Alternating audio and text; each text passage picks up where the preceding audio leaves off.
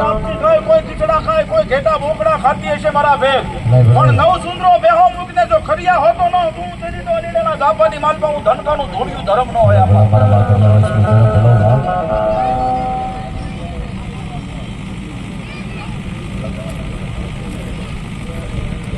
એક નરેશભાઈ એક ગોર દાદા 200 રૂપિયા આપીને એક મારી કાળિકા મને જય બોલાવીને છે. બોલો કાળિકા માત કી જય.